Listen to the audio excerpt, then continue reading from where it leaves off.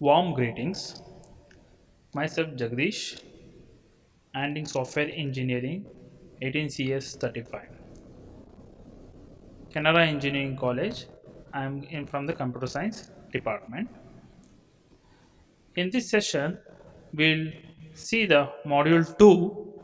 In that module 2, we'll see the first chapter, Introduction. The topics covered in this session are what is object orientation and what is object oriented development. So, introduction is a chapter 1 in this module 1. So, object oriented modeling and design, we call it as a OOMD. Here in this chapter, don't get confused what you have studied in the first chapter. First chapter, the various software process model you have studied, that is nothing but the is a blueprint for the development or for the implementation. Here also we'll study the only the designing part, not the implementation part. So is a way of OOMD is a way of thinking about the problems using some organized models. The fundamental construct is the object in the OOMD, which is combines both data structure and behavior. Analyze, design and implementation phases of the system development can be considered a process, and the process can have a different stages. An object orientation or oriented notation is used, and the same notation applies at all stages of the process as development proceeds. What are the uses of object oriented modeling? There are a lot of uses. So here we have listed some points to understand better understanding of the problem from the clients, communication with the expectation, that is application experts, that is nothing but the person who is more capable or in his particular field. For example, it can be .NET, Java, or MATLAB, or with Python, JavaScript, something. Application experts, modeling enterprises, and preparing a documentation for the understanding for the implementation purpose, designing a programs database. This is the uses of the object oriented modeling. So here we come across definition of the object orientation. Object orientation, or we call it a double O, is a mindset of organizing a software as a collection of discrete objects. It is a collection of discrete objects that incorporate both data structures and behavior. So for example, you can consider, if you take it as a animal, if an animal is nothing but it has a 4 legs as well as one tail, etc., etc. So we'll distinguish between the that's what to say, wild animals as well as domestic animals. So that part we'll do it in the object orientation. So that is nothing but incorporate both data structures and behavior of the software. This contrasts with previous programming approach in which data structures and behaviors are loosely connected. Before object orientation programming languages, they were using some other programming languages where it was data structures and behaviors of the objects were loosely connected. So each and every time we has to be coding for the software. So instead of by the object orientation programming language, we come across is a combination of both data structure and behavior, where the work is less when it is compared to the previous programming languages. There are 4 aspects of object oriented: identity, classification, inheritance, polymorphism. Once again I repeat, 4 aspects of object orientation: identity, classification, inheritance, polymorphism.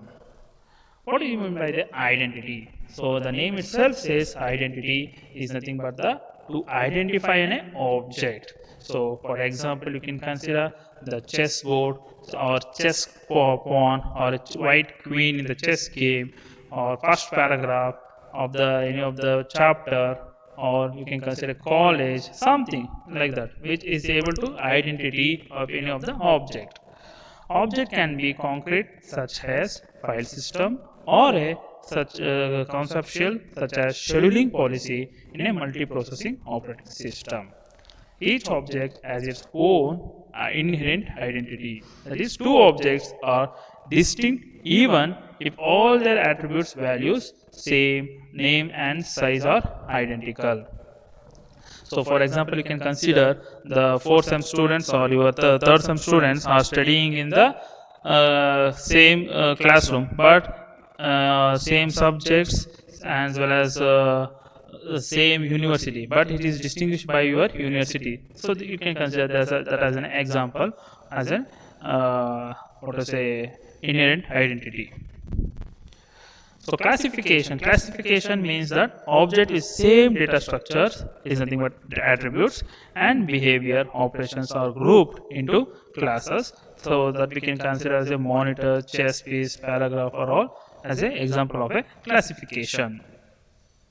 So you can consider this as one more example. So bicycle. So bicycle class attribute is frame size, wheel size, gear, material. For both the cycles, all are the same, and operations are also same: shift, move, repair. So it can be a small cycle or a larger cycle or gear cycle without gear cycle. So only it changes only the had some attributes, not all, because frame size and wheel size will be similar. So even move as well as repair are all similar. So only some part will get changes. So if you consider this polygon classes, so attributes are vertices. So for 4 vertices, can you consider 1, 2, sorry, here we can consider 3 vertices, and here we consider 4 vertices for all the these 2 diagrams. So border classes, fill color, operation, draw, erase, move. So this can be an example of a classification of a object oriented. Inheritance, it is the sharing of the attributes and operations among classes based on hierarchical relationship. Superclass has a general information that subclass define and elaborate. Each subclass incorporate or inherits all feature of its superclasses. So parent and child is very good example of inheritance. Whatever the features can be, there is some attributes as well as some operations of any of the classes. Polymorphism, it means that the same operation may behave differently for different classes. It means that same operation may behave differently for different classes. An operation is a procedure or a transformation that an object perform or is to subject to. So example, display, move, right justify, left justify. So this can be considered as an example of a polymorphism. So we come across what is actually object oriented development. Object oriented development can also be called as a OOD. Object oriented development is a refer to identification and organization of a concepts of an application to be developed. It does not refer to the final representation of those concepts in a programming languages. Object oriented development concepts are address front-end conceptual issues rather than the back-end implementation details. So instead of implementation, here front-end means nothing but designing part. So design flows that surfaces during implementations are more costly to fix than those that are found earlier. So it's just a not a back-end implementation, just a front-end designing part is considered in the object-oriented development concepts. So object development, object-oriented methodology. Here the process for object-oriented development are graphical notations. So same as it is what we see in the UML diagram, use case diagrams, the same concept we see in the object oriented methodology or development. The process consists of building a model of an application and then details to during design. Object oriented encourages a software developer to work and think in terms of application. Details of data structures and function can be addressed effectively. Only the inherent concept of the applications are identified, organized, understood earlier before implementation of any of the project. Object oriented development is a fundamental way of thinking and not a programming technique. Try to understand, this is not a programming technique, just a understanding or thinking of before start implementation. Advantages of using object oriented development is specifies, developers and customers are expressed abstract concepts clearly and communicate those concepts to each other in the sense developers, customers, and well as documentation team, etc. in clearly with the help of the object oriented development before programming. Object oriented methodology, we can call it as a OOME. It is a process for OOD, in which it's a graphical notation. Building a model of an application, beginning itself I said, is a model for an application. Adding a details to the model during design process. Adding a detailed model means what are the function is required, what are the variables, what are the methodology, attributes is required for the application. So stages of OOME is nothing but object oriented methodology. What are the stages of OOME? Can ask me in the examination. So these are the various stages of the object oriented methodology: system conception, analysis, system design, class design, implementation. Once again I repeat: system conception, analysis, system design, as class design and implementation. So once again see here, all these are same like what we have seen in the waterfall model, incremental model, spiral model. The same concept will be explained once again here in the object oriented methodology. In the system conception, software development begins with business analyst, that is nothing but a user, conceiving an application tentative requirement. Depending upon the customer requirement or a user requirement, it will be developed software based on the is requirement. That says a system conception. Software development begins with user conceiving an application and formulating what are the basic requirement, tentative as far as the customer requirement is identified in the system conception. Analysis is nothing but scrutinizing the requirement what is received in the system conception, the requirement from the system conception. The analyst must work with the requester to understand the problem, because problem statements are rarely complete or correct. So analyst must work with the requester to understand the problem, because problem statement won't be able to understand by the next team, because system conception has not received proper documentation from the users. The analysis model is a concise, precise abstraction of what the desired system must do and not how it will be done. Analysis model should not contain the implementation decision. That is nothing but programming decision. It has a two part, that is, one is domain model and application model. In the domain model, it is the description of a real world object reflected within the system. So example can be there is a domain object for a stockbroker application might include stock, bond, trade, and communism. For example, depending upon the request from the user, so domain expert has to be involved in the development of a product.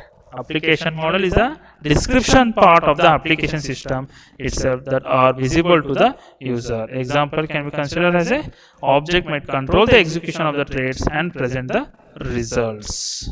So these are the two parts in the analysis. One is domain model and application model. System design, the development team derive high level strategy, the system architecture for solving the application problems. So the system design will have a architecture, overall architecture of the user's problem. They also establish a policies that will serve as a default for the subsequent more detailed portion of the design. The system designer must decide what performances characteristics to optimize, choose a strategy of attacking a problem, and make a tentative resource allocation. What type of storage is required, or whether it required any that is data has to be get back, we keep so there is a repository is required. So whether it is required any of the storage area and there is a network is required for that, all those resource allocation like memory, whether it is extra CPU process, or whether you are going to purchase a whole system infrastructure, or you will be just paying the resources allocation. All those things information is maintained by or handled by the system design team. Class design. The class designer adds details to the analysis model in accordance with the system design strategy. The class designer elaborates both domain and application object with the same OO concept and notation. The focus of class design is the data structure and algorithm. What type of data structure is required for this user's application? What type of algorithm which makes the users to satisfy as well as customer requirements is being identified in the class design. Implementation. Implementers translate the classes and the relationships. What are the classes and relationship is designed in the previous steps are developed during the class design into particular programming languages, databases, or hardware. So till now, previous steps of implementation, they were just designing the objects, classes, data structures, and databases. So in this, so depending upon the programming languages, database, hardware are identified and start designing the program. Programming should be straightforward because all of the R decisions should have already been made, because in this step, in the implementation step, there should be no changes which type of programming language should be used, what type of hardware is used, whether the resources allocation is what type of resource allocation. That type of decision should not be taken in the implementation, because our decisions are all taken previous steps. That should not be taken here. Just here to get a good software to the user. That has to be followed in this step. During implementation, it is important to follow the software engineering practice so that traceability to the design is easier compared to the any other method. Other characteristics of OOME. So see the previously what are the various steps what we have seen in the OOME: system conception, analysis, system design, class design, and implementation. So next we'll see on characteristics. Some other than this, what are the extra things are in OOME, that is object oriented methodology.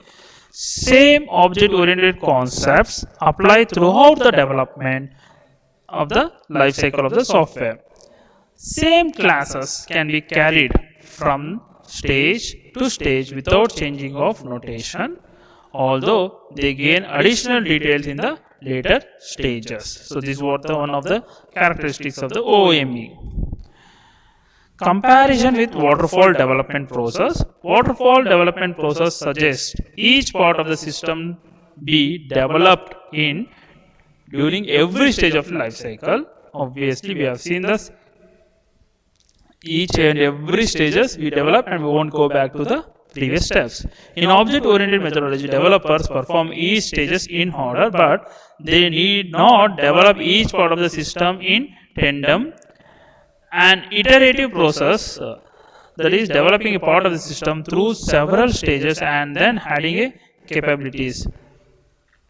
So some example you can say some classes are not part of analysis but are introduced during the design or implementation of the data structures such as tree, hash tables, linked list, or all extra data structures are being implemented in the during the development, rarely present in the real world, not visible to the users.